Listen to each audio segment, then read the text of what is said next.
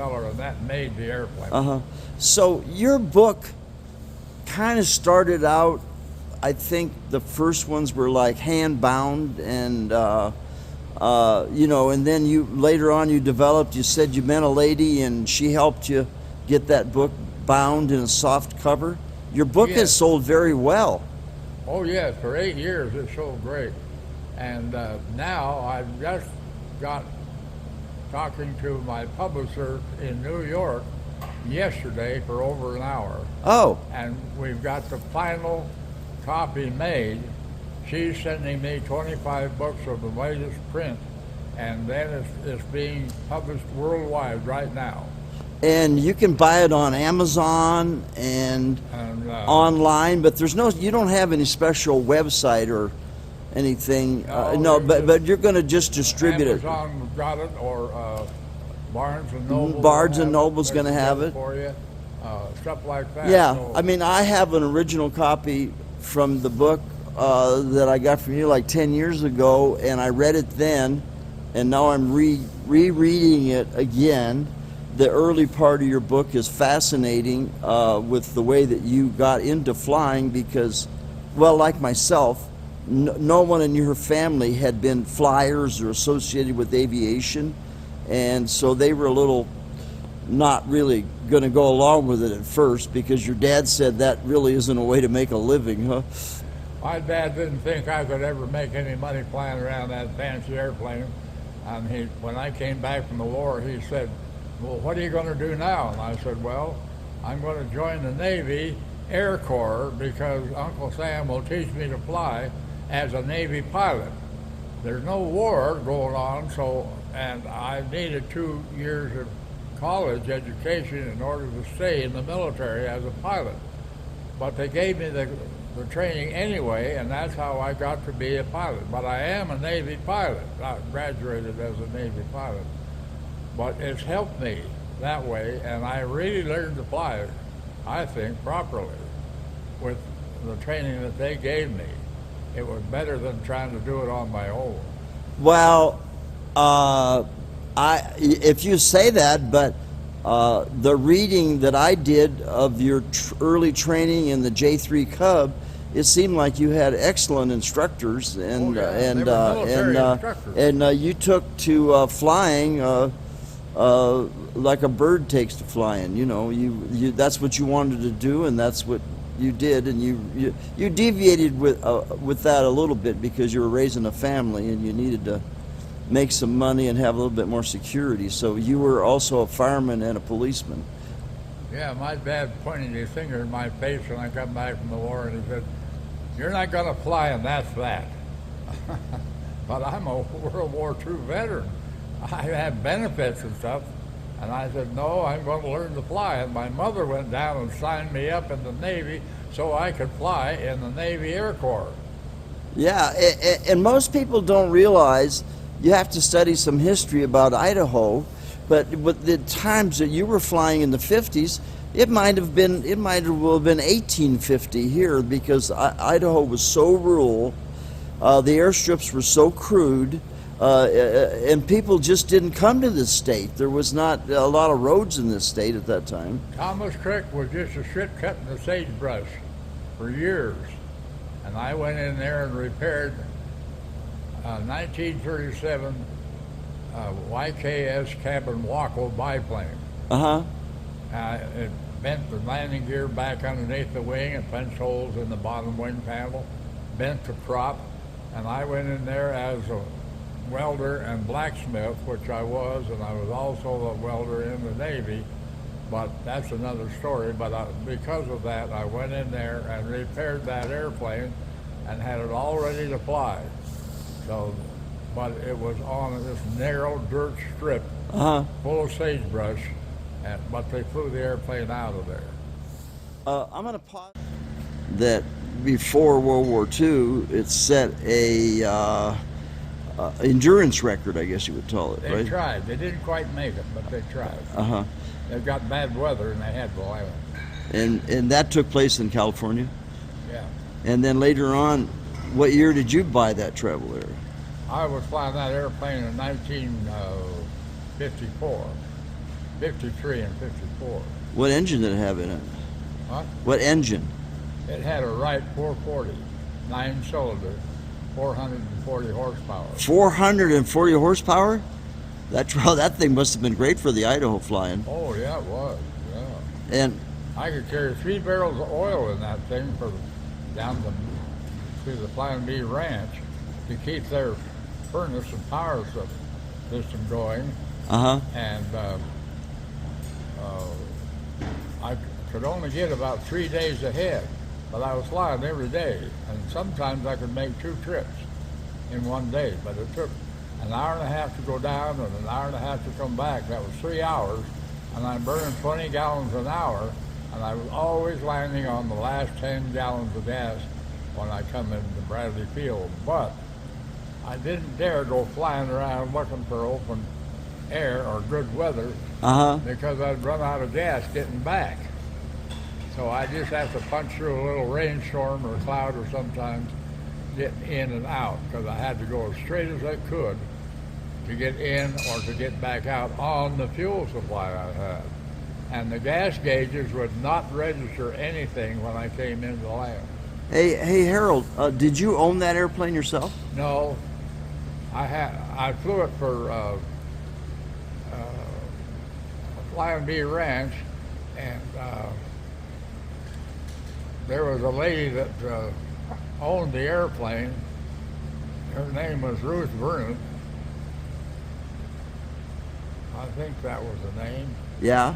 And her father was in Morrison Knudsen, and he was a millionaire in that business, and that's how come when he died, she became a millionaire off of his property. And so... No, I think there's a picture of that travel air in your book. There's a picture of that traveler in my book. Yeah, yes. yeah. My dad and I are standing beside it. That's the airplane. Those were actually those were a 4-seat airplane, right? 6. 6-seater. Actually 7. But you said it took a special kind of pilot to fly it because of the way the rudder pedals set, and that you had to be kind of tall. 6 feet was perfect for flying the airplane. Yeah. Everything fit if the pilot was 6 feet tall. Yeah. I had a fellow flying with me who was about 5'6". And in the 10D Travel Air, which is on the face of my book, he could only fly it if it had a load in it, so he could get the tail down. And when it was empty, he couldn't get the stick back far enough to put the tail down. And so when he made me at Sulphur Creek, if he was in the 10D, and I'd come in the 6000 Travel Air, we'd trade airplanes. Because I was tall enough and long enough that I could fly the airplane and land it empty. That's the 10D model. And I tried to check guys out in that 10D, and they'd ground loop me once or twice. I quit trying to teach anybody to fly that 10D Traveler because they didn't know how to fly it. Even an experienced pilot? Yeah. Yeah? Oh, yeah. They could fly the 6000, but they couldn't fly the 10D. That was a tricky little airplane to fly. Were there a lot of travelers around in the 50s? Yes. Johnson had about 4 or 5 of them, and Johnson could rebuild the airplane. They had a press to make the spars for those wings. There was 2 different airfoils on that Travel Air. Yeah? One was the early one, and it stalled out quicker, and then the next model, it had a little different airfoil, and what happened was, that's quite a story, this airplane, a new pilot came in, and he could fly that Travel Air and everything, but he'd wrecked 6 airplanes. He got in this airplane and he undercut me on the price, so he got the job. He was flying for $2 an hour, and I was flying for $2.50 an hour. So he took that airplane, and in 5 weeks he had it on his back at Falconberry Airport Ranch. Oh, wow. And so Johnson bought the airplane later, and when I flew up there one day and talked to Bob at Missoula, Montana, he said, Harold, have you flown this airplane? And I said, yeah, I flew it all the time. And he said, has it ever been wrecked? And I said, yes, it was on its back at the Falconberry Airport ranch. And he said, well, come here and look. Here was this wing all rebuilt, all recovered. And he said, press on that wing rim, that end. And I pressed on it, and the spar was broken. Oh, my God. Both spars were broken at the bolt hole where the lift strut fastens into the wing. Brand new cover ready to put on the airplane, and they had to uncover it and repair the spar. Now, Johnson had presses to make the spars for that airplane. He could totally rebuild any 6,000 travel air, be just like factory. All he needed was the tags off of the airplane. So he was a real builder of travel airs in this area. I'm really getting some good video of you, which I wanted to do. I think I mentioned that to you. And these stories are fascinating. And your book is fascinating. It's Mr. Harold Dougal. And so your book must have been something that you wanted to write all your life, Harold, or later on you decided you wanted to write it? Well, after I got to flying and had some harrowing experiences, I thought I'd better write these stories. I'd like people to know what it's like to fly in the roughest state in the United States. Not Alaska, but Idaho, which it all stands on end. We've got deep canyon, deeper than the Grand Canyon, and longer than the Grand Canyon. Uh-huh. And we got winds and temperature and everything.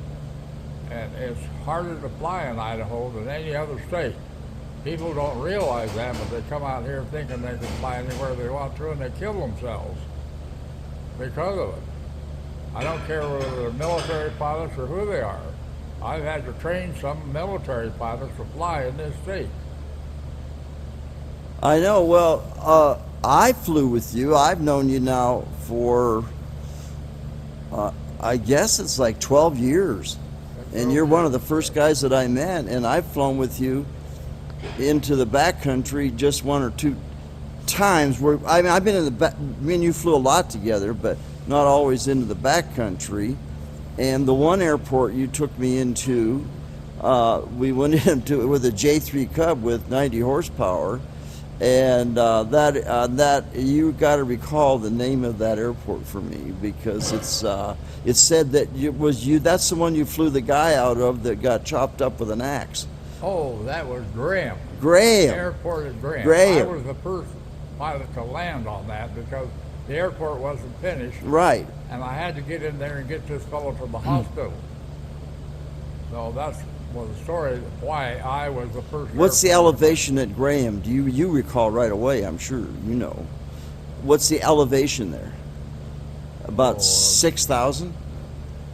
Yeah, 6,000 something. Yeah, because me and you, the day we were up there in the Cub, we were up to 10 or 11,000 in a J3 Cub, and I didn't expect when you took me into Graham. And you were in the back seat of the Cub, completely blind, you know, more or less, but that doesn't bother you at all when you're flying in an airplane. It's just as though I was riding in the front seat, but you were flying the plane, because I could have never got the airplane in there. It was not going to happen, you know. And we went in with a J3 Cub with just standard landing gear, which are pretty big boulders around that airport, and then we went out of there. But I can't remember whether I made the takeoff or not, but you made the landing. I think I got you to make one. Yeah, I think I made the takeoff, and that was fine, you know, because the runway's long and everything. It's just that type of a airport that you better hit it on the numbers the first time, because the next time there might not be. When I went in there with the Super Cub, I only had 800 feet. Wow. Because they were just clearing the runway, and at the ends of the runway that it is now was all covered with fallen trees across what would now be the runway, and up a little bit right in the middle of it there was about 800 feet of field, but I could fly over the downed trees, make an approach, and all I needed was that 800-foot strip. So I got in and out of there okay with the Super Cub. Yeah, yeah. And so the picture on the front of your book is actually a Travel Air? That's a model 1929 Wow.